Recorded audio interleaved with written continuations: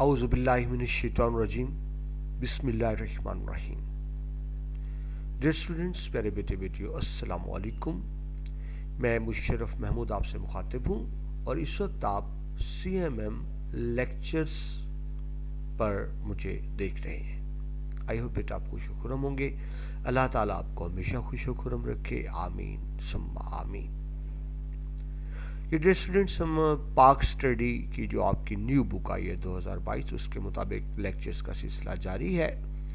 آج ہم صفحہ نمبر 5 پر ہیں اور ہمارا موضوع ہے اسلامی فلاحی ریاست کی تعریف اور فرائض، definition and functions of the Islamic welfare state. تو شروع کرتے ہیں جی لیکچر۔ سب سے پہلے آپ یہ دیکھیں کہ اسلامی فلاحی ریاست کہتے کس کو ہیں۔ اس کی ہم ڈیفینیشن دیکھتے ہیں جو آپ کی بک میں جس طرح سے دی ہوئی ہے، تو اس کو میں نے ساتھ ساتھ ہائی لائٹ کیا ہے تاکہ آپ کو سمجھنے میں آسانی رہے۔ اسلامی فلاحی ریاست سے مراد ایسی ریاست ہے جو اسلامی اصولوں پر مبنی عوام کی فلاح و بہبود کے لیے کام کر رہی ہو۔ ٹھیک ہے جی، تو اسلامی فلاحی ریاست میں پہلی بات کیا ہے؟ ایسی ریاست جو اسلامی اصولوں پر کام کر رہی ہو۔ یعنی آپ یوں سمجھیں کہ ایک اسلامی ملک ہے، اسلامی حکمران ہے، لیکن اگر وہ اسلامی اصولوں کے مطابق نہیں چل رہے، اگر ملک کا آئین اور قانون قرآن پاک نہیں ہے، تو آپ اس کو اسلامی ریاست نہیں کہیں گے۔ یعنی اسلامی ریاست سے مراد یہ نہیں کہ جہاں مسلمان آباد ہوں یا حکمران مسلمان ہو۔ اسلامی ریاست سے مراد یہ ہے جہاں اسلامی اصولوں پہ مبنی حکومت ہو، اور اسلامی اصولوں پہ مبنی حکومت کے ساتھ ساتھ وہ عوام کی فلاح و بہبود یعنی ویلفیئر کے لیے کام کر رہی ہو۔ دیکھیے، حکومت کا کیا کام ہوتا ہے؟ عوام کی فلاح و بہبود۔ اب عوام کی فلاح و بہبود کیا ہوتا ہے؟ عوام کی ضروریات کا خیال رکھنا، عوام کی بنیادی ضروریات کا خیال رکھنا۔ یہ اسلامی ریاست کا فرض ہے کہ ہر شخص کو پیٹ بھر کر روٹی ملے، رہنے کو گھر ملے اور پہننے کو کپڑا ملے۔ روٹی، کپڑا، مکان ہر شخص کا بنیادی حق ہے، اور اس کے ساتھ ساتھ معاشرے میں عدل و انصاف۔ اگر ایک ریاست عوام کو روٹی، کپڑا اور مکان مہیا کر رہی ہے، عوام کو عدل و انصاف بھی مہیا کر رہی ہے، تو ہم اس کو کیا کہیں گے کہ یہ ریاست فلاح و بہبود پر مشتمل ہے، یا یہ ریاست فلاحی ریاست ہے۔ تو اب اس کا مطلب کیا بنا پھر اسلامی فلاحی ریاست کا؟ ایک ایسی اسلامی ریاست جہاں قرآن و سنت پر عمل ہوتا ہو اور جہاں عوام کی فلاح و بہبود کا مکمل خیال رکھا جاتا ہو، اس کو اسلامی فلاحی ریاست کہیں گے۔ بیٹا مشہور روایت حضرت عمر فاروق رضی اللہ عنہ کے حوالے سے آپ فرماتے ہیں کہ اگر دریائے فرات کے کنارے ایک جانور بھی بھوکا پیاسا مر گیا تو قیامت کے دن میں اس کا ذمہ دار ہوگا۔ یعنی ایک جانور بھی، اور انسان تو بڑی بات ہے کہ انسان کی ضروریات کا خیال رکھنا ایک فلاحی ریاست کی بنیادی ذمہ داری ہوتی ہے۔ ٹھیک ہے جی، یہ ہم نے صرف تعریف دیکھی اسلامی فلاحی ریاست کی۔ آگے دوسری لائن میں اس کو مزید ایکسپلین کیا ہوا ہے، اور جس کا مقصد، مطلب اسلامی فلاحی ریاست، اور جس کا مقصد ایسے معاشرے کا قیام ہو جہاں عدل و انصاف، مساوات، اخوت اور معاشی خوشحالی ہو۔ عدل و انصاف سے بیٹا آپ کو میں نے پہلی بات کر دی کہ عدل و انصاف اسلام کا بنیادی تقاضا ہے۔ ایک معاشرہ، ہم پہلے بھی پڑھ چکے، ایک معاشرہ کفر کی بنیاد پر تو قائم رہ سکتا ہے، یعنی کفر ہو، لیکن ظلم کی بنیاد پر قائم نہیں رہ سکتا۔ ظلم کیا؟ جہاں عدل و انصاف نہ ہو رہا ہو۔ عدل کیا ہے؟ ہم پچھلے لیکچر میں دیکھ چکے، حقدار کو اس کا حق دینا، اس کو عدل کہیں گے، عدل و انصاف کہیں گے۔ مساوات، جہاں قانون کی نظروں میں سب برابر ہوں، بڑے چھوٹے کا، امیر غریب کا، مسلم غیر مسلم کا، یا رنگ و نسل کی بنیاد پہ کوئی فرق نہ ہو، قانون کی نظر میں سب برابر ہوں۔ آپ اس میں بیٹا حدیث پاک پڑھ چکے ہیں کہ ایک مرتبہ ایک فاطمہ نامی عورت چوری کے الزام میں آئی، بڑے قبیلے کی تھی، سفارشیں آنے لگی، تو آپ نے کیا فرمایا کہ تم سے پہلی قومیں اس لیے برباد ہوئیں کہ وہ امیروں کے لیے اور قانون بناتی تھی اور غریبوں کے لیے اور قانون بناتی تھی، وہ مساوات کا خیال نہیں رکھتی تھیں. تو اسلامی ریاست کے بنیادی کاموں میں مساوات, اخوت, بھائی چارہ, تمام مسلمان بھائی بھائی ہیں. اب بھائی بھائی ہونے کا کیا مطلب ہے کہ تمام مسلمان ایک دوسرے کے دکھ سکھ میں شریک ہوتے ہیں. اور معاشی خوشحالی, معاشی خوشحالی کا مطلب بیٹا کوئی بھوکا نہ سوئے, کوئی بنیادی ضروریات کے لیے محتاج نہ ہو. اس طرح بیٹا آپ کو پہلے وضاحت کی کہ بنیادی ضروریات کی فراہمی اسلامی فلاحی ریاست کی بنیادی ذمہ داری میں شامل ہوتا ہے. اب یہاں معاشی خوشحالی کا یہ بھی مطلب سمجھیں, اس کا ہرگز یہ مطلب نہیں کہ دولت سب میں برابر تقسیم کر دی جائے. بیٹا ایسا ممکن بھی تو نہیں ہے نا, ایسا ممکن بھی نہیں ہے. ہمیں امیر بھی چاہیے جو مل فیکٹری انڈسٹری لگائے, ہمیں غریب بھی چاہیے جو اس کے اندر کام کرے, ہمیں پڑھا لکھا ڈاکٹر بھی چاہیے جو علاج کرے. لیکن صرف ڈاکٹر کافی نہیں ہے, اس کے ساتھ ہمیں سسٹر بھی چاہیے, ڈسپینسر بھی چاہیے, اس کے ساتھ وارڈ بوائے بھی چاہیے, اس کے ساتھ سویپر بھی چاہیے. اکیلا ڈاکٹر ہاسپٹل نہیں چلا سکتا. تو بیٹا نظام ایسے ہی چلتا ہے. لیکن یہاں معاشی خوشحالی کا مطلب یہ ہے کہ ترقی کرنے کے مواقع سب کو یکساں میسر ہو. یعنی اگر کوئی ترقی کرنا چاہے تو اس کے پاس برابر مواقع موجود ہوں. تو یہ تو بیٹا تعریف ہو گئی اسلامی فلاحی ریاست کی کہ اسلامی فلاحی ریاست کیا ہوتی ہے. اب اصل بات کی طرف آئیں کہ اسلامی فلاحی ریاست کے فرائض کیا ہوتے ہیں, ڈیوٹیز کیا ہوتی ہیں, جس کو آپ انگلش میں فنکشنز بھی کہہ سکتے ہیں اور لائبلٹیز بھی کہہ سکتے ہیں کہ اسلامی فلاحی ریاست کے کیا فرائض ہوتے ہیں. اب ڈیئر اسٹوڈنٹس, آپ پہلے یہ بات سمجھ لیں کہ فرائض اور حقوق کا آپس میں بڑا گہرا تعلق ہے. یہ ریسیپروکل ہوتے ہیں جس کو انگلش میں آپ کہتے ہیں, یعنی جو ایک کے حقوق ہیں دوسرے کے فرائض سے. ٹھیک ہے جی. اب ریاست کی بات کریں تو ریاست میں ایک طرف عوام ہے, ایک طرف حکومت ہے. جو عوام کے حقوق ہیں وہ دراصل حکومت کے فرائض ہیں, اور جو حکومت کے حقوق ہیں وہ دراصل عوام کے فرائض ہوتے ہیں. تو جب ہم بات کریں گے ریاست کے فرائض تو اس کا مطلب یہ سمجھیں کہ ریاست کے حکمرانوں کے فرائض.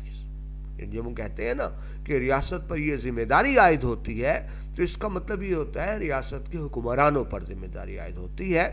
تو جب ہم ریاست کے فرائض کی بات کریں گے تو اس کا مطلب ہوگا ریاست کے حکمرانوں کے فرائض, یا یوں کہہ لیں کہ جو عوام کے حقوق ہوتے ہیں دراصل وہی ریاست کے فرائض ہوتے ہیں. تو دیکھتے ہیں اسلامی فلاحی ریاست کے کیا فرائض ہیں. پہلی بات لکھی ہے کہ اسلامی فلاحی ریاست کے فرائض سے مراد شہریوں کے وہ حقوق ہوتے ہیں جنہیں ادا کرنا ریاست پر لازم ہے. اس طرح بھی میں نے آپ کو بات کی, جو شہریوں کے حقوق حکومت کے فرائض ہے, اور یہ کوئی حکومت کا احسان نہیں ہوتا, یہ ذہن میں رکھیے گا. یہ شہریوں کو حقوق دینا حکومت کا احسان نہیں ہوتا, یہ حکومت کے فرائض میں شامل ہے, حکومت کی ذمہ داریوں میں شامل ہے. اور اگر حکومت عوام کو فرائض دینے کی ذمہ داریاں پوری نہیں کرتی تو پھر اس کا حکومت میں رہنے کا بھی حق نہیں ہوتا. ٹھیک ہے جی. تو پہلی بات کیا ہو گئی جو میں آپ کو پہلے بھی بتا چکا ہوں کہ جو حکومت کے فرائض ہیں وہ دراصل عوام کے حقوق ہوتے ہیں. نیکسٹ چلیے جی, حکومت کے فرائض میں دوسری بات, اسلامی فلاحی ریاست پر شہریوں کے معاشرتی, سیاسی اور دیگر مسائل کو حل کرنے کی پوری ذمہ داری عائد ہوتی ہے. وہی بات بیٹا جو بار بار کہہ رہا ہوں, جو عوام کے حقوق ہیں وہ دراصل ریاست کے فرائض ہیں. اب ریاست کے کیا فرائض ہیں؟ معاشی مسائل حل کرنا. اب بیٹا آپ کو پہلے بتا چکا, معاشی مسائل حل کرنے کا مطلب یہ ہے کہ عوام کو غربت سے نکالنا, عوام بنیادی ضروریات کے لیے محتاج نہ ہو, ایک بات.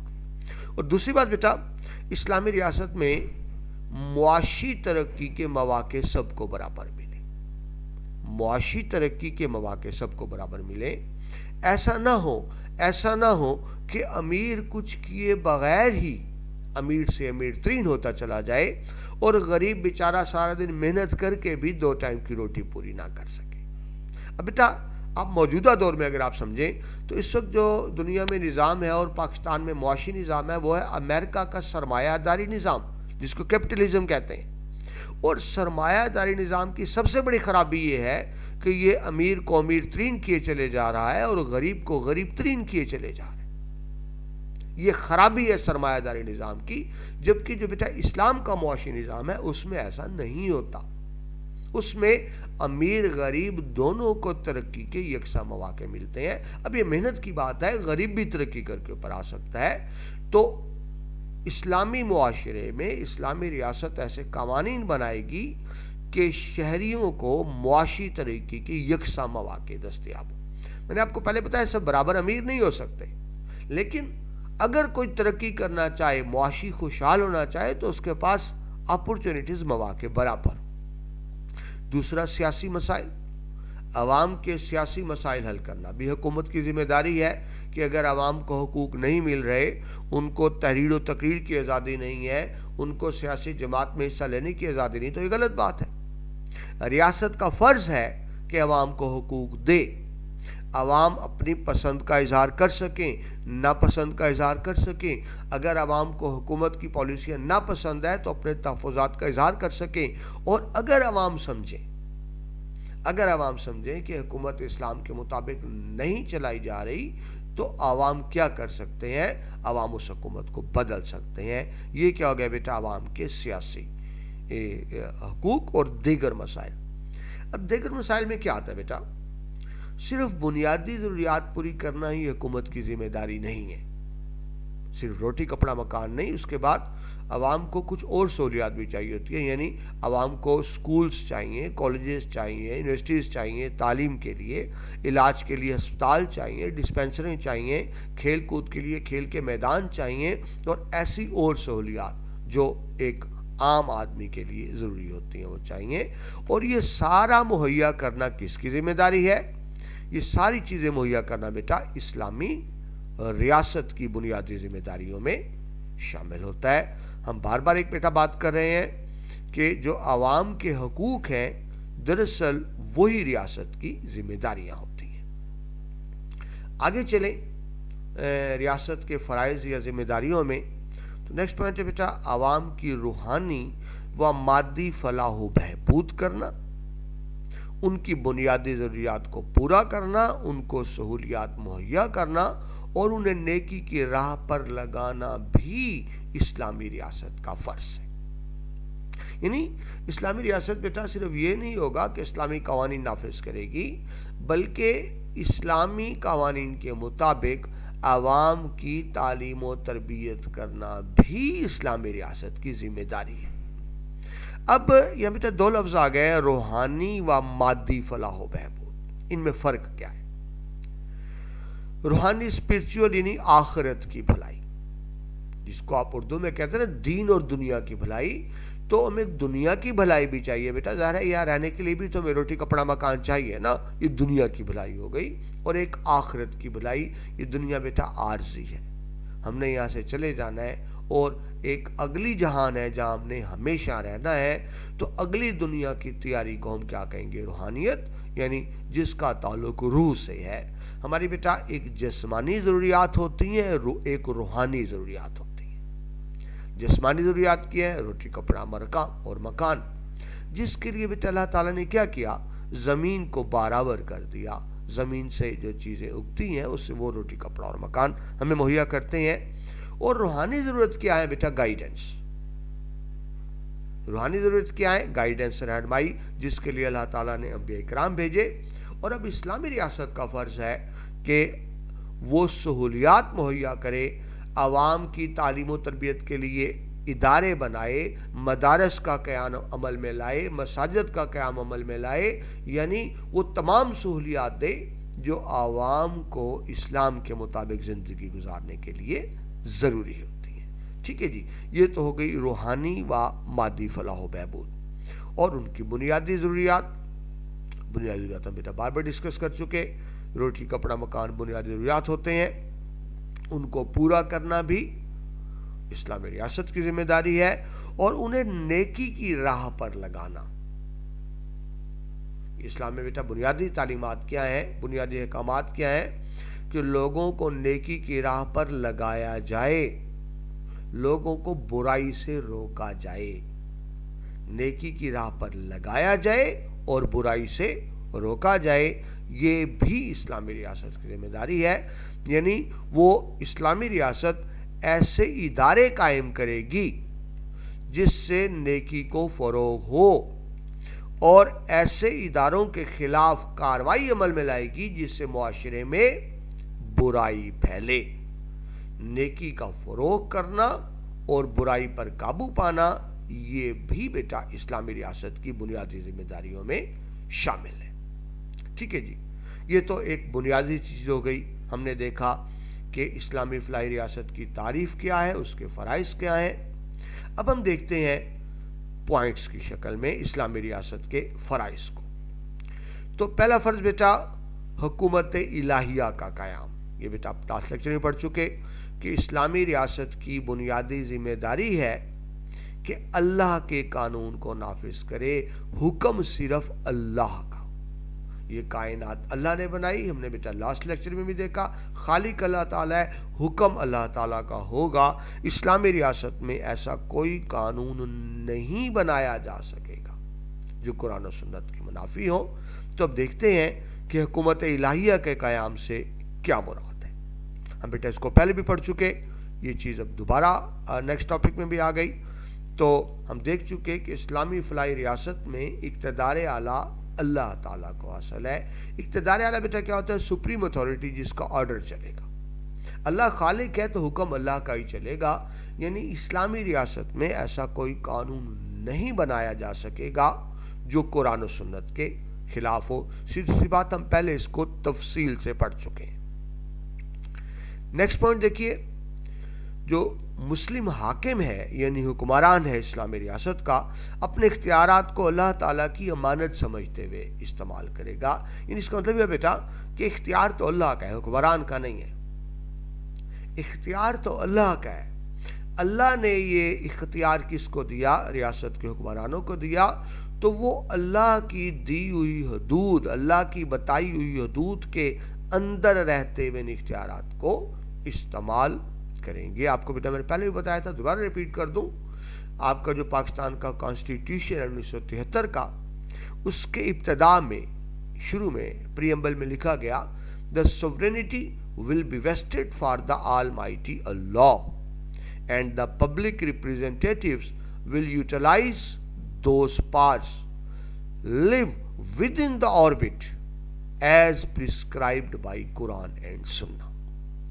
ترجمہ یہ بنے گا کہ اقتدار اعلیٰ کا مالک اللہ تعالیٰ ہے اور عوام کے منتخب کردہ نمائندے اللہ تعالیٰ کی بتائی ہوئی حدود کے اندر رہتے ہوئے ان اختیارات کا استعمال کریں گے۔ یعنی اختیار اللہ کا، حکمران اس کو مقدس امانت کے طور پہ استعمال کریں گے۔ اور بیٹا ظاہر ہے جب امانت ہوتی ہے تو پھر امانت میں خیانت نہیں کی جا سکتی، امانت کو اسی کے مطابق استعمال کرنا ہوتا ہے۔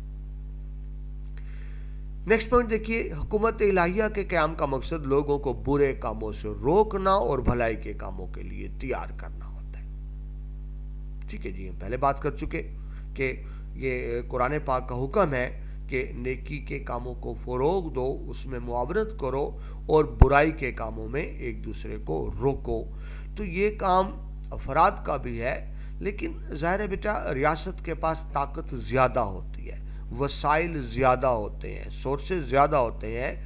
تو ریاست اپنی طاقت کے بلبوتے پر کیا کرے گی؟ نیکی کے کاموں کو فروغ دے گی اور طاقت کے بلبوتے پر برائی کے کاموں سے روکنے میں اپنا کردار ادا کرے گی، تاکہ صحیح معنوں میں اسلامی معاشرہ بن سکے۔ نیکسٹ پوائنٹ دیکھیے، جو آیت ہے بیٹا قرآن پاک کی، بسم اللہ الرحمن الرحیم، وہ کیا ہے جی؟ امر بالمعروف و نہی عن المنکر۔ یہ وہی بات بار بار آئی۔ عمل معروف کا کیا مطلب ہوتا ہے؟ کہ نیکی کے کاموں میں ایک دوسرے کی معاونت کرو، ایک دوسرے کی مدد کرو۔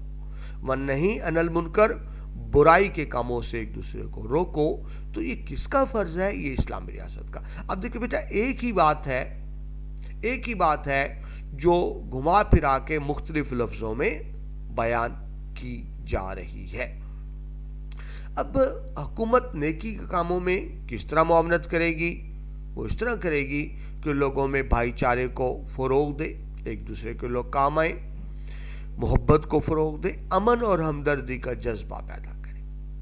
ٹھیک ہے، جب لوگ ایک دوسرے کے کام آئیں گے تو ہمدردی کا جذبہ پیدا ہوگا، اور جس کا نتیجہ کیا نکلے گا کہ عوام امن سکون سے زندگی گزاریں گے۔ ٹھیک ہے، جب لوگ ایک دوسرے نیکی کے کاموں میں ایک دوسرے کی معاونت کر رہے ہوں گے، مدد کر رہے ہوں گے، اور ایک دوسرے کو برائی کے کاموں سے روک رہے ہوں گے، تو رزلٹ کیا نکلے گا؟ پھر معاشرے میں اس کا امپیکٹ آئے گا، رزلٹ آئے گا، معاشرے میں امن قائم ہوگا، معاشرے میں محبت قائم ہوگی، اور معاشرے میں بھائی چارہ قائم ہوگا۔ ٹھیک ہے جی، یہ بیٹا اسلامی فلاحی ریاست کی ہمارا ٹاپک ہے تعریف اور فرائض۔ پہلے ہم نے تعریف دیکھی، پھر فرائض میں پہلا فرض کیا دیکھا؟ حکومت الہیہ کا قیام، اور اب بڑھتے ہیں دوسرے فرض کی طرف، وہ کیا ہے؟ اسلامی قوانین کا نفاذ۔ بڑی سمپل سی بات بیٹا، جب حکومت اللہ کی ہے، حکمرانی اللہ کی ہے، تو پھر ملک میں اسلامی قانون ہی نافذ ہوں گے۔ اور اسلامی قانون کا کیا مطلب ہے؟ قرآن و سنت۔ قرآن بیٹا اللہ تعالیٰ کا فرمان ہے، اور سنت بھی بیٹا قرآن پاک سے الگ نہیں ہے۔ سنت کیا ہے؟ وہ طریقہ، وہ زندگی گزارنے کا طریقہ جو نبی پاک نے اپنایا قرآن کے اصولوں کے مطابق۔ تو میں آپ سے بار بار ایک بات کرتا ہوں، قرآن میں اللہ تعالیٰ نے جو لکھ کے فرما دیا ہے، وہ نبی پاک مصطفیٰ صلی اللہ علیہ وآلہ وسلم کی شکل میں عملاً کر کے دکھا دیا ہے۔ ٹھیک ہے جی، تو یہ ہے اسلامی قوانین۔ تو اس کا پہلا پوائنٹ دیکھیں، اسلامی ریاست میں جو سربراہ ہوتا ہے نا اسلامی قوانین کے مطابق، وہ حکمران نہیں ہوتا، وہ عوام کا خادم ہوتا ہے۔ ہمارے ہاں تو وی آئی پی پروٹوکول ہے نا جی، صدر اعظم تو بہت بڑی بات ہے، جس کے پاس کوئی وزیر مشیر بھی بن جائے، اسی کی اکڑ نہیں دیکھی جاتی، اسی کا پروٹوکول نہیں دیکھا جاتا، اس کا غرور اور تکبر نہیں دیکھا جاتا۔ یا تو چھوٹا سا عہدہ مل جائے تو انسان فرعون بن کر بیٹھ جاتا ہے، لیکن بیٹا اسلام میں تو ایسا نہیں ہے۔ اسلام میں جو سربراہ ہے، وہ سربراہ نہیں ہے، وہ عوام کا خادم ہے۔ اس کو عوام پر حکومت کرنے کے لیے منتخب نہیں کیا گیا، اسے عوام کی خدمت کرنے کے لیے منتخب کیا گیا ہے۔ اور آپ بیٹا دیکھیں خلفائے راشدین کے دور میں ایسا ہی تھا، جو حکمران تھے وہ عوام کے خادم کے طور پہ کام کرتے تھے۔ حضرت عمر فاروق، جن کی حکومت کو مثالی حکومت کہا جاتا ہے، آپ سب جانتے ہیں بیٹا، وہ رات کو بھیس بدل کر گلیوں میں گشت کیا کرتے تھے، یہ دیکھنے کے لیے کہ لوگوں کو کوئی مسئلہ تو نہیں۔ ایسا بھی تو ہو سکتا ہے نا کہ لوگ مسائل کا شکار ہوں لیکن خلیفہ تک یہ بات نہ پہنچے، ایسا بھی تو ہوتا ہے نا، کسی نے کسی پر ظلم کیا اور اس کو دبا لیا اور خلیفہ تک بات نہیں پہنچنے دی، تو آپ خود گلیوں میں گشت کیا کرتے تھے۔ یہ ایک بہترین مثال ہے کہ جو سربراہ ہوتا ہے وہ سربراہ نہیں ہوتا، وہ عوام کا خادم ہوتا ہے۔ نیکسٹ پوائنٹ پر چلیں تو وہ کیا ہے؟ قرآن اور سنت رسول اللہ صلی اللہ علیہ وآلہ وسلم پر مبنی قانون سازی اور اس کا نفاذ حاکم وقت کی اولین ذمہ داری ہے۔ یعنی یہ فرائض میں شامل ہے اسلامی ریاست کے حکمران کے کہ وہ قرآن و سنت کا قانون نافذ کرے، جس طرح بیٹا پہلے میں آپ کو وضاحت کر چکا ہوں۔ اگر ایک حکمران اسلامی ریاست کا اسلامی قانون کو نافذ نہیں کرتا تو پھر بیٹا اس کو حکمرانی، حق حکمرانی حاصل نہیں ہے، پھر وہ حکمران نہیں رہ سکتا۔ اب بیٹا پہلے پڑھ چکے، جب پہلے خلیفہ حضرت ابو بکر صدیق رضی اللہ عنہ نے حلف اٹھایا تھا تو انہوں نے کیا کہا تھا؟ انہوں نے یہ کہا تھا کہ جب تک میں اسلامی قانون پر عمل کرتا رہوں تو اس وقت تک میں تمہارا حکمران ہوں، تم میری اطاعت کرنا، لیکن جب میں اسلامی قوانین کی حکم عدولی کروں تو پھر تم پر میری اطاعت فرض نہیں ہوگی۔ ٹھیک ہے جی، تو یہ ہے حکمران کی بنیادی ذمہ داری۔ آگے چلیں جی، اس کے بعد نیکسٹ پوائنٹ، کیونکہ قرآن مجید اور سنت رسول اللہ کے دیے ہوئے قوانین ہی عوام کی فلاح و بہبود کے ضامن ہیں۔ اگر بیٹا ہم اسلامی معاشرہ قائم کرنا چاہتے ہیں جہاں عوام کی فلاح و بہبود ہو، تو وہ کس شکل میں ممکن ہے؟ وہ کس شکل میں ممکن ہے؟ وہ اسی شکل میں ممکن ہے کہ قرآن و حدیث کو قانون بنایا جائے۔ قرآن و حدیث کو قانون بنائے بغیر اسلامی معاشرے میں امن قائم نہیں ہو سکتا۔ اب حکمران کا کیا فرض ہے اس حوالے سے؟ تو نیکسٹ پوائنٹ دیکھیں، اسلامی ریاست میں حکمران ظالم کے مقابلے میں مظلوم کے ساتھ کھڑا ہوتا ہے۔ ظالم ظلم کرنے والا، مظلوم جس پر ظلم کیا جائے، تو اسلامی ریاست کا کام ظالم کے ساتھ کھڑا ہونا نہیں ہے۔ اب دیکھیں، اسلامی ریاست ظالم کے ساتھ کھڑی ہوگی تو وہ تو ظلم بڑھے گا، معاشرے میں ظلم بڑھے گا، معاشرے میں فساد بڑھے گا۔ تو اسلامی ریاست ظالم کے خلاف مظلوم کا ساتھ دیتی ہے، اور اس وقت تک ساتھ دیتی رہتی ہے جب تک مظلوم کو اس کا حق نہ مل جائے۔ مظلوم کو اس کا حق دلانے تک اسلامی ریاست اس کا ساتھ دیتی ہے۔ تیسرا پوائنٹ دیکھیں جی، بنیادی ضروریات کی تکمیل۔ یہ بھی بیٹا ہم پہلے پڑھ چکے، میں نے آپ کو تعارف میں بتایا کہ روٹی، کپڑا، مکان عوام کی بنیادی ضروریات ہے۔ یہ مہیا کرنا اسلامی ریاست کی ذمہ داری ہے، یعنی یہ حکومت کا فرض ہے کہ سب کو روٹی ملے، سب کو پہننے کو کپڑا ملے، سب کو رہنے کو مکان ملے۔ اگر ریاست کی ذمہ داری پوری نہیں کرتی تو پھر آپ اس کو اسلامی فلاحی ریاست نہیں کہہ سکتے۔ اس کی بیٹا بڑی خوبصورت مثال حضرت عمر فاروق رضی اللہ عنہ کے دور میں ایک دفعہ بیٹا قحط پڑا، یعنی غلہ نہیں تھا، کھانے پینے کو کچھ نہیں تھا، تو لوگوں نے چوری شروع کر دی گندم کی، جو بہت بھوکے تھے۔ تو اسلام میں کیا سزا ہے؟ چور کا ہاتھ کاٹ دو، چور کا ہاتھ کاٹ دو۔ لیکن حضرت عمر فاروق نے اس سزا پہ عمل درآمد روک دیا، حالانکہ قرآن پاک کا حکم ہے، اس پر عمل درآمد روک دیا۔ کیوں روک دیا؟ کہ اسلام میں چور کا ہاتھ کاٹنے کی سزا ضرور ہے، لیکن ساتھ یہ بھی تو ہے نا کہ ریاست بنیادی ذمہ داری پوری کرے گی۔ اب کیونکہ قحط پڑ چکا تھا، ریاست بنیادی ذمہ داری پوری نہیں کر پا رہی تھی، سب کو روٹی نہیں دے پا رہی تھی، تو قرآن کی اس آیت پہ عمل درآمد کو بھی روک دیا گیا کہ ان حالات میں چور کے ہاتھ نہیں کاٹے جائیں گے اگر وہ بنیادی ضروریات کھانے پینے کی چیز چوری کرتے۔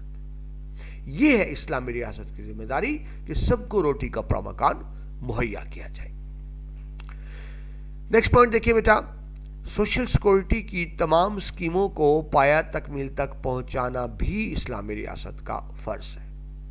اب بیٹا سوشل سیکورٹی کیا ہوتی ہے؟ یعنی وہ اقدامات جو عوام کی فلاح و بہبود کے لیے کیے جاتے ہیں۔ وہی بات، عوام کے لیے ہاسپٹلز بنانا، عوام کے لیے پارک بنانا، غریبوں کے لیے رہائش گاہیں بنانا، غریبوں کو مفت کھانا کھلانے کے لیے لنگر خانے قائم کرنا، اور اگر کسی کی جان کو خطرہ ہے تو اس کو تحفظ دینا، اس کے لیے دارالامان بنانا، خاص طور پر خواتین کے حوالے سے اگر ان پہ ظلم و ستم ہو رہا ہے، ان کو گھر سے نکال دیا گیا، ان کے لیے دارالامان قائم کرنا، بوڑھے لوگوں کے لیے رفاہی ادارے بنانا، یہ ساری بیچا سوشل سیکورٹی کی اسکیمیں ہوتی ہیں، اور یہ مکمل کرنا بھی اسلامی ریاست کی بنیادی ذمہ داری میں شامل ہے۔ اب جب ہم بار بار بات کرتے ہیں اسلامی فلاحی ریاست، اسلامی فلاحی ریاست، تو ہمارے سامنے بیٹا ماڈل کون سی ریاست آتی ہے؟ ریاست مدینہ، جو نبی پاک مصطفیٰ صلی اللہ علیہ وآلہ وسلم نے قائم کی، اور حضرت عمر فاروق رضی اللہ عنہ نے اس کو اپنے عروج تک پہنچایا۔ اسلامی ریاست کا بیٹا اپنا بیت المال ہوتا ہے، آپ بینک کہہ لیں، سرکاری بینک کہہ لیں، اس طرح آج کا نیشنل بینک ہوتا ہے، تو یہ سرکاری بینک ہوتا ہے بیت المال، اور یہ حکومت کا کام ہے کہ امیروں سے زکوٰۃ لے، فطرانہ لے اور صدقہ خیرات لے، اور اس کو بیت المال میں جمع کرے، اور پھر اس کو ان لوگوں تک پہنچائے جو مستحق ہیں۔ دیکھیں بیٹا، عام آدمی کو پتہ نہیں ہوتا، اب اگر ایک عام آدمی مدد کرنا چاہے اس کو نہیں پتا ہوتا کون زیادہ مستحق ہے، لیکن حکومت کے پاس تو تمام اسٹیٹسٹکس ہوتے ہیں نا، حکومت کے پاس تو ہر طرح کے اعداد و شمار ہوتے ہیں، تو یہ حکومت کا کام ہے کہ امیروں سے رقم اکٹھی کی جائے اور غریبوں کو پہنچائی جائے، ان کو سہولیات دی جائیں تاکہ وہ بھی معاشرے میں باعزت زندگی گزار سکیں۔ نیکسٹ دیکھیں بیٹا 4 پوائنٹ، سہولیات کی فراہمی۔ اب دیکھیں ایک تو ہوتا ہے بیٹا بنیادی ضروریات، جو ہم نے پڑھا روٹی کپڑا مکان، لیکن بنیادی ضروریات کے بعد مرحلہ آتا ہے سہولیات کا۔ اب سہولیات میں ہم پہلے دیکھ چکے school, college, universities, park, social اسکیمیں، یہ ساری شامل ہیں۔ تو بنیادی ضروریات پوری کرنے کے بعد عوام کو معقول زندگی گزارنے کے لیے دیگر سہولتیں فراہم کرنا بھی حکومت کی ذمہ داری ہے، یعنی ختم نہیں ہو جاتی، صرف بنیادی ضرورتیں دے کر حکومت کی ذمہ داری ختم نہیں ہو جاتی۔ وہ تمام ضروریات جو ایک معقول زندگی گزارنے کے لیے ضروری ہیں وہ فراہم کرنا بھی ریاست کی ذمہ داری ہے، جس کے اندر جو آپ کی کتاب کے مطابق کیا ہے، صحت کی سہولتیں ہیں، ہاسپٹل ہیں، تعلیم کی سہولتیں ہیں، تعلیمی ادارے ہیں، آمد و رفت کی سہولتیں۔ اب آمد و رفت میں سڑکیں بھی آ گئی اور ٹرانسپورٹ بھی آ گئی، ٹھیک ہے نا۔ جب آپ کاروبار کریں گے، ملک میں ایک جگہ سے دوسری جگہ جائیں گے تو آپ کو ٹرانسپورٹ چاہیے، اور ٹرانسپورٹ کے لیے اچھی روڈ چاہیے، اچھی یعنی سڑکیں بنانا، شاہراہیں بنانا، راستے بنانا اور ٹرانسپورٹ کی ذرائع آمد و رفت کی سہولتیں مہیا کرنا بھی اسلامی ریاست کی ذمہ داری ہوتی ہے۔ آگے بیٹا اسی بات کو مزید بہتر انداز سے کہہ دیا گیا کہ ایک بہتر زندگی کے لیے تمام سہولیات مہیا کرنا اسلامی حکومت کی ذمہ داری ہے۔ اب بہتر زندگی کیا ہوتی ہے؟ ایک جنرل سی ڈیفینیشن ہے کہ یعنی ایک انسان صرف روٹی کپڑا مکان تو ضرورت نہیں ہے نا، اس کے علاوہ جب وہ چاہتا ہے کہ اس کی زندگی بہتر ہو، لائف سٹائل بہتر ہو، لائف کا سٹینڈرڈ بہتر ہو، تو یہ بھی بیٹا اسلامی ریاست کی ذمہ داریوں میں شامل ہے۔ نیکسٹ پوائنٹ دیکھیں، پوائنٹ نمبر 5، دولت کی منصفانہ تقسیم، fair distribution of the wealth یا equal distribution of the wealth.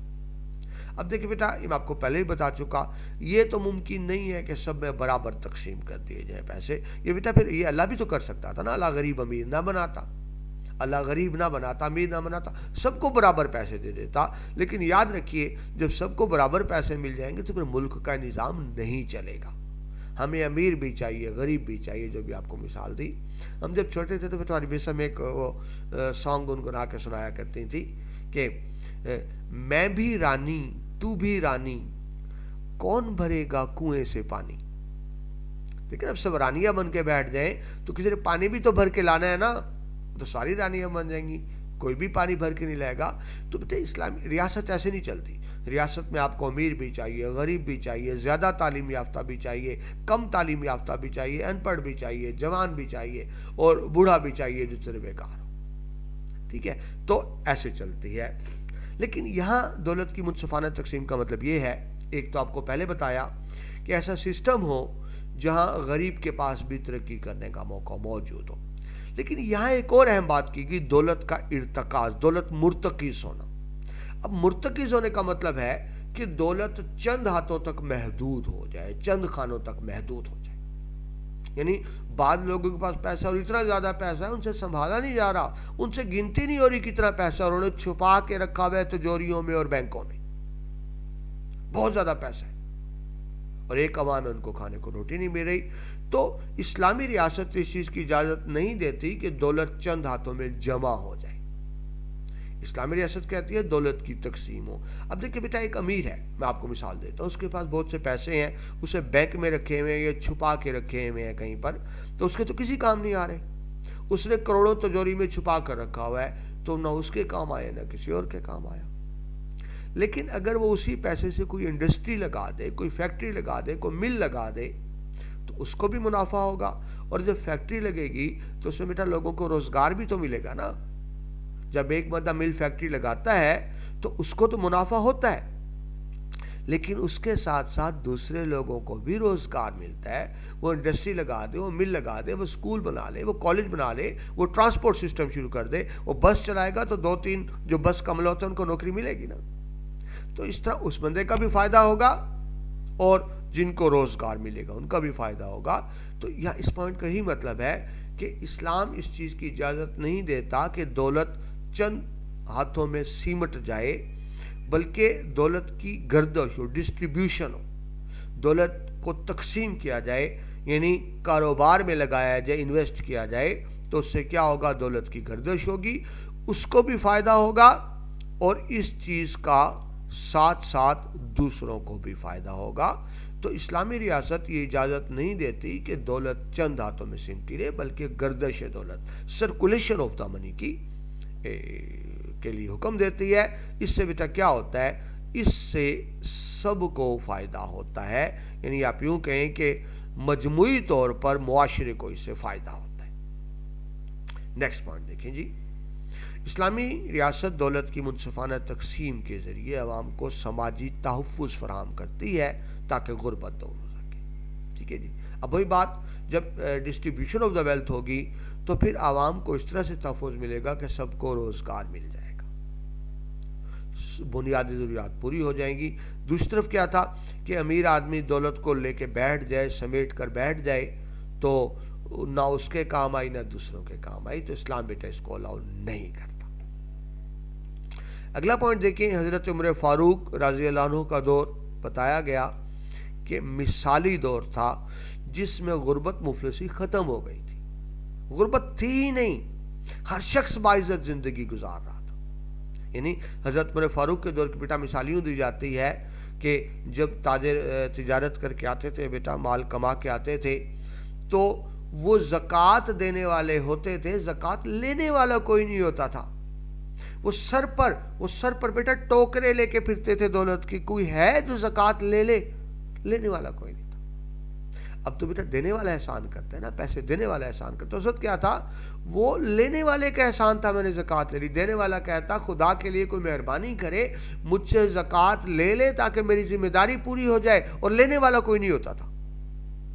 لوگ بیٹا غریب ہوتے تھے، بھوکے ہوتے تھے، لیکن کسی کا کہ ہاتھ پھر بھی نہیں پھیلاتے. عزت خودداری اور تھی.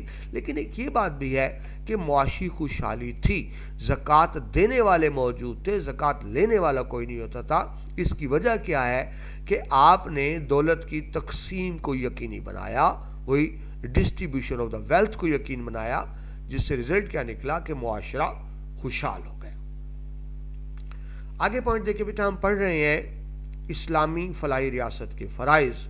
تو اسلامی فلاحی ریاست کا یہ بھی فرض ہے کہ اجتماعی ترقی کے لیے کام کرے، یعنی ایسے منصوبے بنائے جس سے اجتماعی ترقی ہو. دیکھیں بیٹا، ذاتی ترقی تو ہم کام کرتے ہیں نا، گھر بنا لیا، گاڑی لے لی، بائک لے لی، دوسرا گھر لے لیا، اے سی لگا لیا، ہیٹر لگا لیا، گیزر لگا لیا. یہ تو ہماری ترقی ہے نا. ایک ہوتا ہے قومی ترقی. قومی ترقی کیسے ہوتی ہے؟ جب روڈز بنتی ہیں، جب شاہراہات بنتی ہیں، جب ڈیمز بنتے ہیں، جب بڑے بڑے کارخانے لگتے ہیں، جب بڑی بڑی ملز لگتی ہیں، تو اس سے پورے ملک کو فائدہ ہوتا ہے. یعنی ذاتی فائدہ نہیں، کولیکٹیو، پورے ملک کا فائدہ ہوتا ہے. اس کو اجتماعی ترقی کہیں گے. تو بیٹا یہ بھی اسلامی ریاست کا فرض ہے کہ اجتماعی ترقی کے لیے اقدامات کرے. کس میدان میں؟ صنعتی میدان میں. انڈسٹری. آج بیٹا انڈسٹریل ایج ہے، ہم انڈسٹری میں آگے بڑھے بغیر ترقی نہیں کر سکتے. ہمیں انڈسٹری لگانی ہوگی اور ظاہری حکومت کا کام ہوتا ہے. زرعی میدان میں بھی حکومت کا کام ہے ترقی کے لیے کام کرے. معدنی، منرلز، زمین سے جو قدرتی معدنیات نکالتے ہیں، نیچرل، انہیں معدنیات کہتے ہیں. اور تجارتی ترقی کے منصوبے بنانا. اب تجارت کنٹری کے اندر بھی ہو سکتی ہے، بین الصوبائی، بین الاضلاعی، اور ملک سے باہر خرید و فروخت بھی ہو سکتی ہے. تو اس کی پلاننگ کون کرے گا؟ حکومت کرے گی. منصوبے بنانا اور ان کو نافذ کرنا. نافذ ہوتا ہے امپلیمنٹ کرنا. اسلامی ریاست کی ذمہ داری ہے. ٹھیک ہے جی. زرعی طور پر صنعتی تجارتی جو پالیسیاں بنائے گی وہ بیٹا سارے گورنمنٹ بنائے گی، کوئی اپنے طور پر نہیں بنا سکتا. یہ حکومت کی ذمہ داریوں میں آتا ہے. آگے چلیں بیٹا. نیکسٹ پوائنٹ، اسلامی ریاست اجتماعی بھلائی کے کاموں کے لیے ملکی وسائل کو قبضے میں بھی لے سکتی ہے، البتہ اس کے لیے معاوضہ ادا کرنا ہوگا. اب اجتماعی بھلائی کیا ہے؟ مثلا بیٹا روڈ بنانا. حکومت روڈ بنانا چاہتی ہے، راستے میں کسی کا گھر آ گیا، راستے میں گھر آ گیا تو اب یہ نہیں کہہ سکتا کہ میرا تو گھر آ گیا. حکومت وہ زبردستی جگہ لے سکتی ہے کیونکہ وہاں سے روڈ گزارنی ہے. اب پوری روڈ جا رہی ہے, ایک گھر کی وجہ سے گورنمنٹ یہ نہیں کر سکتی کہ روڈ نہ بنائے. یہ گورنمنٹ کا حق ہے, یہ گورنمنٹ کا رائٹ ہے کہ اسے زمین لے لے. وہ نہ دینا چاہے تو زبردستی بھی لے سکتی ہے. کس مقصد کے لیے؟ اگر کوئی عوامی فلاح و بہبود کا منصوبہ. ویسے نہیں بیٹا, ویسے حکومت کسی سے اس کی زمین دکان جائیداد نہیں چھین سکتی, لیکن اگر کوئی عوامی فلاح و بہبود کا منصوبہ ہے جس میں سب کا بھلا ہے تو اس کے لیے حکومت کسی کی بھی زمین لے سکتی ہے, اس کی مرضی کے بغیر بھی لے سکتی ہے. لیکن ایک شرط ضرور ہے, جب حکومت زمین لے گی تو اس کا فوری معاوضہ بھی ادا کرے گی, مفت نہیں لے گی. وہ جو مارکیٹ ریٹ کے مطابق جو اس جگہ کا ریٹ ہوگا وہ ادا کرے گی. لیکن ایک بات طے ہے کہ مقررہ ریٹ ادا کرنے کے بعد حکومت زمین لے سکتی ہے. مطلب یوں سمجھیں کہ اگر کوئی گورنمنٹ منصوبہ بنا رہی ہے تو گورنمنٹ کو زمین دینے سے انکار نہیں کیا جا سکتا. وہ ملک کی وسائل جو کوئی بھی ہوں, وہ کسی پرائیویٹ کی بھی ملکیت ہوں تو وہ لے سکتی ہے گورنمنٹ, لیکن دو شرطیں ہیں. ایک تو یہ ہے کہ وہاں کوئی عوامی فلاح و بہبود کا منصوبہ ہو, اور دوسری بات اس کی فوراً پیمنٹ بھی کی جائے گی. آگے چلیے, اسلامی ریاست مملکت کی زمین کو بھی عوام کی فلاح و بہبود کے لیے استعمال کر سکتی ہے. دیکھیں بیٹا, جو سرکاری لینڈ گورنمنٹ کی لینڈ پڑی ہوتی ہے عوام کے لیے ہوتی ہے نا, تو آپ دیکھتے ہیں کہ گورنمنٹ کیا کرتی ہے, وہاں آبادیاں قائم کر دیتی ہے. یا جو کچی آبادیاں ہوتی ہیں, ہم کہتے ہیں نا کچی آبادیاں, دراصل کیا ہوتی ہیں بیٹا, وہ گورنمنٹ کی زمین پہ بنی ہوتی ہے. سرکاری زمین ہوتی ہے, لوگ وہاں آباد ہو جاتے ہیں, مکان بنا لیتے ہیں, تو پھر گورنمنٹ کیا کرتی ہے, ان کو ان کے ملکیتی حقوق دے دیتی ہے, وہاں سڑکیں روڈز بھی بنا دیتی ہے. یعنی عوام کو جو گورنمنٹ کی زمین ہے وہ عوام کے کام آتی ہے. یہ حکومت کا کام ہے کہ گورنمنٹ کے پاس زمین موجود ہے, ٹھیک ہے جی, اور لوگ بے گھر ہیں, تو وہاں عوام کے لیے رہائشی اسکیمیں بنائی جائیں تاکہ سب کو چھت میسر ہو سکے. ٹھیک ہے جی, یہ تو اجتماعی ترقی ہوگی. نیکسٹ پوائنٹ ہے جی امن و امان, enforcement of law and order. ملک میں امن و امان قائم رکھنا بیٹا یہ بھی ریاست کی ذمہ داری ہے. یہ نہ ہو کہ لوگ گھر سے نکلتے ہوئے ڈریں, کوئی اغوا نہ کر لے, کوئی حملہ نہ کر دے, کوئی زخمی نہ کر دے, کوئی قتل نہ کر دے. ملک میں امن و امان قائم رکھنا بھی اسلامی ریاست کی ذمہ داری ہوتی ہے. عوام کے جان و مال کا تحفظ بھی اسلامی ریاست کی ذمہ داری ہوتی ہے. بیٹا اس کو یوں سمجھیں کہ اگر کسی نے حملہ کر کے کسی کو زخمی کر دیا یا قتل کر دیا تو پھر بیٹا ریاست کیا کرتی ہے, اس کے اوپر مقدمہ چلا کے سزا دلواتی ہے. یعنی اگر کوئی زخمی یا قتل ہوا ہے تو جس نے حملہ کیا ہے, حملہ کرنے والا جو ہے, جو مجرم ہے, تو ریاست کا کام ہے کہ دیکھیں پولیس ریاست کا ادارہ ہے نا, یہ ریاست کا کام ہے کہ مجرم کو گرفتار کرے, اس پہ مقدمہ چلائے اور اس کو واقعی سزا, قرار واقعی سزا دلوائے, سخت سزا دلوائے. کیوں؟ تاکہ آئندہ کوئی ایسا کام کرنے کی جرات نہ کرے.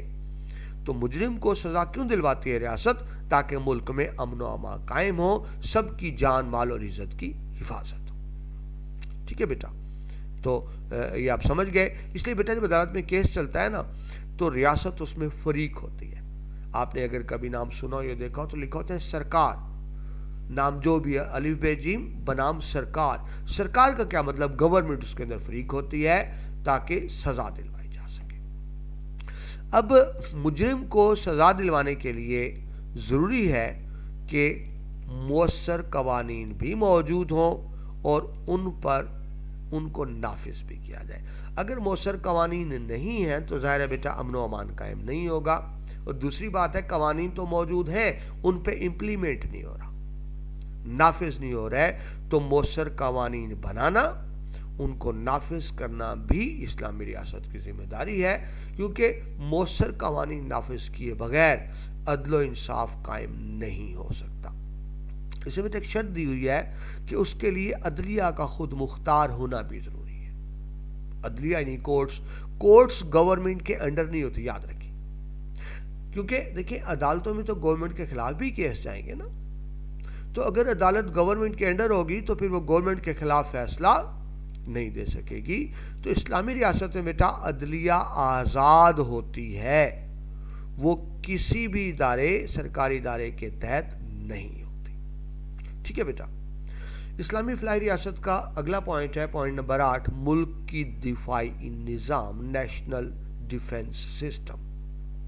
دیکھیے بیٹا جس طرح افراد کے دوست دشمن ہوتے ہیں اس طرح ریاستوں کے بھی دوست دشمن ہوتے ہیں, ملکوں کے بھی دوست دشمن ہوتے ہیں. تو پھر ریاست فوج قائم کرتی ہے کہ دشمن سے بچنے کے لیے اور دشمن حملہ کرے تو اس کو منہ توڑ جواب دینے کے لیے. ہر ملک کی اپنی فوج ہوتی ہے, ہر ریاست کی اپنی فوج ہوتی ہے, چھوٹی بڑی اور الگ بات ہے. اور بیٹا پاکستان میں تو اس لیے بھی اہمیت ہے فوج کی کہ ہمارا ہمسایہ ملک بھارت ہے, آپ سب جانتے ہیں, جس نے کبھی بھی پاکستان کے وجود کو دل سے تسلیم نہیں کیا. تو ہمیں اس لیے فوج رکھنی پڑتی ہے. ہم غریب ملک ہیں, ہمیں ایک بڑی فوج رکھنی پڑتی ہے اور اس کو جدید اسلحہ بھی خریدنا پڑتا ہے فوج کے لیے تاکہ بھارت کبھی بھی جارحیت کا ارتکاب نہ کرے. یاد رکھے بیٹا جو کمزور ہوتا ہے نا اس کو کچل دیا جاتا ہے. جو کمزور ملک ہوتے ہیں طاقتور ملک ان پر قبضہ کر لیتے ہیں. تو اپنے ملک کو قیام کے لیے تحفظ کے لیے فوج رکھنا ضروری ہوتا ہے. یہ تو بیٹا پاکستان کی بات ہو رہی ہے, لیکن یہ اسلام کی بات ہو رہی ہے تو اسلامی ریاست کی بھی اپنی فوج ہوگی. کیوں؟ یاد رکھیں بیٹا غیر مسلم طاقتیں ہمیشہ اسلام کے خلاف اکٹھی ہوتی ہیں. غیر مسلم طاقتیں ہمیشہ اسلام کے خلاف اکٹھی ہوتی ہیں تو ان سے بچاؤ کے لیے اسلامی فوج ہوتی ہے. قرآن پاک میں آتا ہے, اللہ فرماتے ہیں تمہیں کیا ہو گیا ہے, تمہیں کیا ہو گیا ہے کہ جنگ کے لیے اپنے گھوڑے تیار نہیں رکھتے. اب ذرا بیٹا آج کل تو گھوڑوں سے جنگ نہیں ہوتی نا, یعنی آج کل گھوڑوں کا مطلب ہوگا لیٹسٹ ویپن, جدید اسلحہ, یہ مطلب ہوگا گھوڑوں کا. تو اللہ قرآن میں فرماتے ہیں اے مسلمانوں تمہیں کیا ہو گیا ہے کہ جہاد کے لیے اپنے گھوڑے تیار نہیں رکھتے, اس سے دشمن پر تمہارا رعب اور دبدبا قائم ہوگا. جب بیٹا فوج ہوتی ہے نا دشمن ویسے ہی ڈرتا ہے. پھر آپ دیکھیں الحمدللہ پاکستان کے پاس دنیا کی بہترین فوج ہے, تو بھارت حملہ کرنے کرنے سے پہلے 1000 دفعہ سوچے گا کہ اس کا واسطہ بہادر فوج سے ہے. ہاں اگر پاکستان کی فوج کمزور ہوتی یا پاکستان کے پاس اسلحہ نہ ہوتا تو بیٹا بھارت تو کب کا پاکستان کو ہڑپ کر چکا ہوتا. اگر پاکستان کا وجود قائم ہے اور انشاءاللہ قیامت تک قائم رہے گا تو اس کی وجہ یہ ہے کہ ہمارا دفاع مضبوط ہے, ہمارا ڈیفنس مضبوط ہے. تو یہ اسلامی ریاست کی فرض ہے کہ ملک کے لیے فوج قائم کرے, اور صرف فوج قائم نہ کرے بلکہ اس کو جدید تربیت بھی دے اور اس کے لیے جدید اسلحہ بھی فراہم کرے, کیونکہ جنگیں اسلحے کے بغیر نہیں لڑی جاتی. فوج بنانا, فوج کی جدید تربیت کرنا اور فوج کو جدید اسلحہ فراہم کرنا بھی اسلامی ریاست کی ذمہ داری ہے تاکہ اسلامی ریاست مضبوط ہو اور دشمن اس کو میلی آنکھ سے نہ دیکھ سکے. آخری پوائنٹ بیٹا آپ کی اس ٹاپک کا وہ ہے خارجہ پالیسی. خارجہ پالیسی بیٹا کیا ہوتا ہے؟ یعنی ایک ملک کے دوسرے ملکوں کے ساتھ تعلقات. ٹھیک ہے بیٹا, ہمارے بھی جس طرح آپ اپنی مثال لے لیں, آپ کے گھر آپ کے نائبرز ہیں, آپ کے ہمسائے ہیں, آپ کے محلے دار ہیں, کسی کے ساتھ آپ کے بہت اچھے تعلقات ہوتے ہیں, فیملی ٹرمز ہوتا ہے, گھروں میں آنا جانا ہوتا ہے, کسی کے صرف سلام دعا کے حد تک تعلقات ہوتے ہیں, کسی کے ساتھ بالکل بھی نہیں ہوتے اور کسی کے ساتھ دشمنی اور جھگڑا بھی چل رہا ہوتا ہے. تو ایسے ہی بیٹا ملکوں کا ہوتا ہے, ملکوں کے بھی دوست دشمن ہوتے ہیں. تو خارجہ پالیسی یہ ہوتی ہے کہ دوسرے ملکوں کے ساتھ کیسے تعلقات رکھنے ہیں, فارن ریلیشن کیسے بنانے ہیں. تو دوسرے ملکوں کے ساتھ اچھے تعلقات قائم رکھنا بھی اسلامی ریاست کی ذمہ داریوں میں شامل ہے. ٹھیک ہے جی, تو اس کا پوائنٹ دیکھیں. پہلا پوائنٹ بیرونی ممالک سے تعلقات استوار کرنا یعنی قائم کرنا اسلامی ریاست کا فرض ہے کہ تمام ملکوں سے. بیٹا یاد رکھیے اسلام امن کا دین ہے, اسلام سب کے ساتھ اچھے تعلقات کا حکم دیتا ہے. تو دوسرے ملکوں کے ساتھ اچھے تعلقات استوار کرنا, اور صرف استوار نہیں کرنا, ان کو فروغ بھی دینا اسلامی ریاست کا فرض ہے. قومی مفاد کے لیے بین الاقوامی سطح پر مناسب اقدام اٹھانا خارجہ پالیسی کہلاتی ہے. یعنی یہ بتایا گیا کہ خارجہ پالیسی ہوتی کیا ہے کہ دوسرے ملکوں سے تعلقات قائم کرنے کو, فروغ دینے کو اور مناسب اقدامات کرنے کو خارجہ پالیسی کہتے ہیں. ٹھیک ہے, یہ ڈیفائن کیا خارجہ پالیسی کو جو میں نے آپ کو پہلے بتایا. اب بات آ گئی کہ اسلامی ریاست کی خارجہ پالیسی کیسی ہونی چاہیے. تو سمپل سی بات, اسلامی ریاست کا فرض ہے کہ وہ اسلامی ملکوں کے ساتھ بہتر تعلقات قائم کریں. ٹھیک ہے جی. دیکھیں اسلامی ریاست سب ملکوں کے ساتھ اچھے تعلقات قائم کرے گی، لیکن اسلامی ملکوں کے ساتھ ترجیحی بنیاد پر بہتر تعلقات، ترجیحی بنیاد پر. کیوں؟ تمام مسلمان بھائی بھائی ہیں، تو ویسے تو سب ملکوں کے ساتھ اسلامی ریاست کے اچھے تعلقات ہوں گے، لیکن مسلم ملکوں کے ساتھ اسلامی ریاست خاص طور پر بہتر تعلقات قائم کرے گی تاکہ بین الاقوامی سطح پر اسلامی بھائی چارے کی عمدہ مثال پیش کی جا سکے. بیٹا یاد رکھیں تمام دنیا کے مسلمان ایک قوم میں، تمام دنیا کے مسلمان خواہ دنیا کے کسی بھی خطے کسی بھی علاقے میں رہتے ہیں، وہ مسلم قوم کا فرد ہے، اور اسلامی ریاست کوشش کرے گی کہ اس بھائی چارے کو قائم رکھا جائے اور فروغ دیا جائے. یہ بیٹا آج کا لیکچر تھا ہمارا، طویل ٹاپک تھا تھوڑا سا اس لیے لیکچر لمبا ہو گیا. اسلامی فلاحی ریاست کی تعریف اور فرائض، اس میں ہم نے دیکھا اسلامی ریاست کے فرائض کیا ہیں، پھر ہم نے دیکھا کہ اسلامی ریاست کے فرائض میں حکومت الہیہ کا قیام، اسلامی قوانین کا نفاذ، بنیادی ضروریات کی تکمیل، سہولیات کی فراہمی، دولت کی منصفانہ تقسیم، اجتماعی ترقی، امن و امان، ملک کی دفاعی نظام اور خارجہ پالیسی شامل ہے. امید ہے بیٹا اس لیکچر سے آپ کو بہت کچھ سیکھنے کو ملا ہوگا. یہ بیٹا چیزیں دھیان سے سنا کریں، کیونکہ پاک اسٹڈی میں آپ نے رٹا نہیں مارنا ہوتا، صرف بات کو سمجھنا ہوتا ہے اور پھر اس کو اپنے الفاظ میں لکھنا ہوتا ہے. یہاں کا لیکچر بیٹا یہاں پر مکمل ہوا. میں امید کرتا ہوں آپ کو سمجھ آئی ہوگی. اگر بیٹا آپ کو لیکچر اچھا لگا ہو تو اس علم کو آگے شیئر ضرور کیجیے گا. مجھے دعاؤں میں یاد رکھیے گا. اگلے لیکچر میں آپ سے دوبارہ ملاقات ہوتی ہے. اللہ حافظ.